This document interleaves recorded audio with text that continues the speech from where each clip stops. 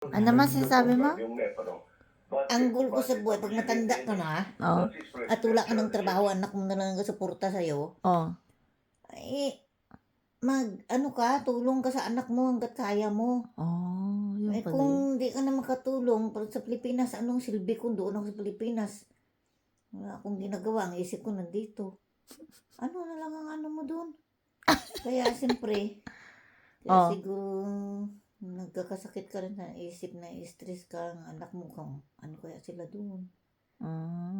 Parang kaya parang naano kong hilahin ko palawigin ko ang araw para hindi na dating ng pag-uwi ko parang Stress yun naman.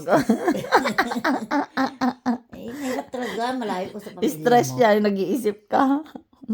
Ano ba ang silbi mo sa, kung matanda ka na, naisip ko, ano ang silbi ko nito?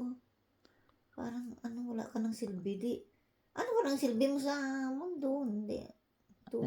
Sana nakakatulong ka sa anak mo, Kaysa yung nagpabigay pa ng problema, kaysa no? bigay ka ng problema, yun na yung ano mo. Oh, hello. So lucky to have you. Sa Pilipinas, hindi man ako lakwat sa.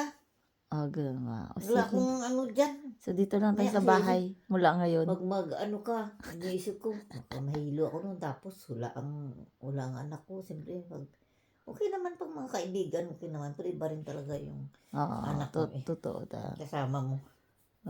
Totoo yan. Paano ka kung may tapos wala ka rin pera, itakbo ka na wala ka rin pera, wala rin. Siyempre. Okay. Yung dyan. Thank you so much for your long speech. Ay, ano yan?